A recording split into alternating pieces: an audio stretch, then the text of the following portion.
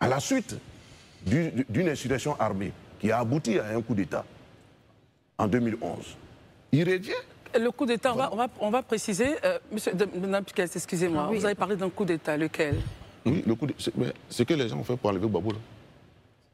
On a vu une élection. Non, le conseil, parce que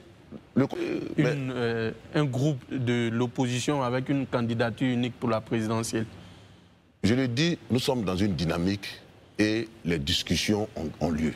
Il n'y a pas de problème fondamental entre les responsables de l'opposition. Voilà, en ce qui nous concerne. Oui. Aucun problème. Pascal et ensuite Marius. Je vous remercie. Alors, c'est vrai que j'ai toujours du mal à équilibrer l'idée de respecter la décision d'un Conseil constitutionnel en 2010 et de dire que ce même Conseil constitutionnel en 2025 pourrait donner une décision qui pourrait également ne pas être respectée. Mais je suis sûre que vous allez... On n'en arrivera pas là.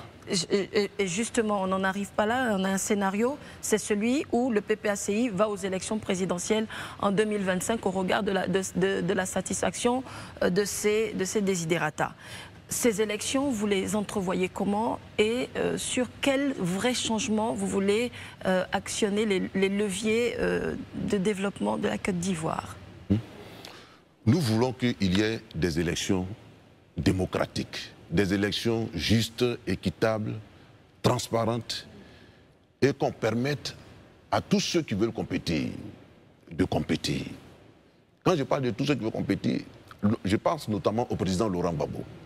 Voilà, qu'on lui permet de compétir. Et c'est ça qui est normal. C'est ça qui est le bon sens. Voilà. Et c'est ce qui peut, je dirais, renforcer la cohésion nationale. Donc, nous voulons cette élection où tout le monde est amené à compétir, pour que chaque opinion s'exprime, pour que chaque Ivoirien s'exprime. Il ne faut pas limiter le choix des Ivoiriens.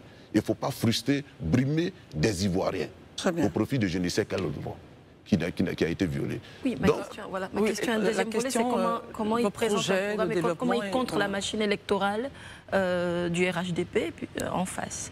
Oui, mais nous sommes des enfants des élections. Voilà. Et donc, nous avons un programme de gouvernement. Qui est basé sur quoi? Nous avons un projet de société.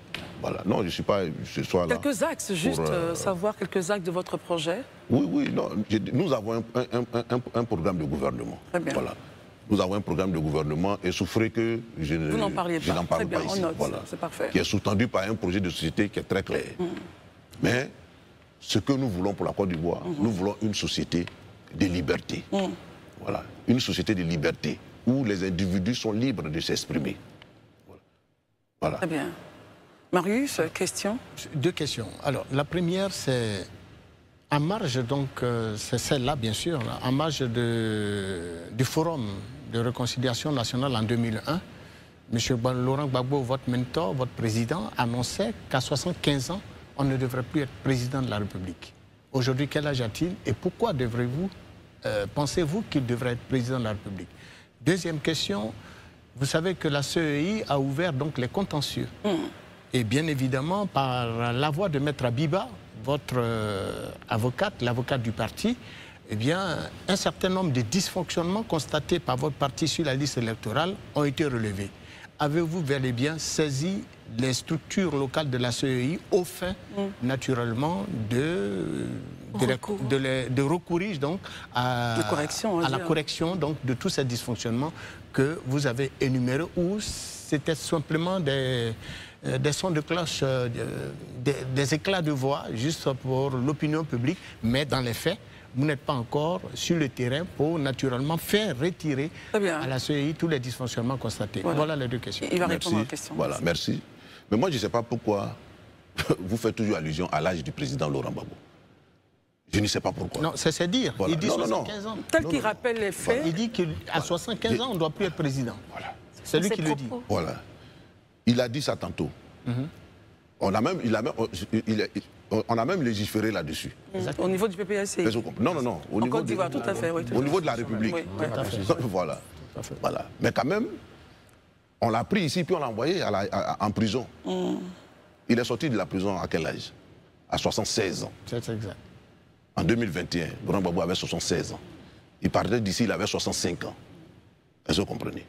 Voilà. Quand il était en prison, on n'a pas mis en cause son âge. Et c'est à son insu que la barrière de l'âge a été levée. Parce que, justement, on se disait que Gbagbo était parti pour ne plus revenir. Et que pour lui, la politique était terminée. Et donc, on pouvait, à loisir, là, s'offrir une présidence à vie. Et donc, on lève l'obstacle de l'âge. Parce que, vous savez, pour apporter aussi des changements, il faut légiférer. Est-ce qu'entre-temps, il y a pas eu de référendum? Dès l'instant où le président Laurent Gbagbo revient, et qu'il trouve que, malgré, enfin, à 75 ans révolus, aucun obstacle de droit ne se pose à lui, mais pourquoi voulez-vous pas qu'il compétisse? Surtout que, je dirais, il a été stoppé dans son élan, dans sa mandature. Il a été stoppé, arbitrairement, à la suite d'une insurrection armée qui a abouti à un coup d'État en 2011. Il revient. Le coup d'État, on va préciser. Monsieur Nampikes, excusez-moi, vous avez parlé d'un coup d'État, lequel? Oui, le coup d'État. C'est que les gens ont fait pour enlever Gbagbo, là. On a vu une élection. Non, parce que le Conseil constitutionnel a déclaré Laurent Gbagbo vainqueur des élections. Vous savez que le Conseil constitutionnel, quand il a dit, il s'est porté aussi des changements, il faut légiférer. Est-ce qu'entre-temps, il y a pas eu de référendum? Dès l'instant où le président Laurent Gbagbo revient, et qu'il trouve que, malgré, enfin, à 75 ans révolus, aucun obstacle de droit ne se pose à lui, mais pourquoi voulez-vous pas qu'il compétisse? Surtout que, je dirais, il a été stoppé dans son élan, dans sa mandature. Il a été stoppé, arbitrairement, à la suite d'une insurrection armée qui a abouti à un coup d'État en 2011. Il revient. Le coup d'État, on va préciser. Monsieur Nampikes, excusez-moi, vous avez parlé d'un coup d'État, lequel? Oui, le coup d'État. C'est que les gens ont fait pour enlever Gbagbo, là. On a vu une élection. Non, parce que le Conseil constitutionnel a déclaré Laurent Gbagbo vainqueur des élections. Vous savez que le Conseil constitutionnel, quand il a dit, il ne se dédie pas. Très bien. Alors, donc, pour les Ivoiriens, là, c'est Laurent Gbagbo qui a gagné les élections. Vous estimez et quand que on vient, un coup d'État, à la suite, avec une armée coalisée, l'enlever, c'est par coup d'État. C'est votre point de vue. On va écouter les autres. Commençons par Barry. Non, la deuxième question. Oui, permettez qu'on tourne dessus avant la deuxième question. D'accord. Mais je vais terminer rapidement. Donc, la question, ce n'est pas la question ce n'est pas l'âge.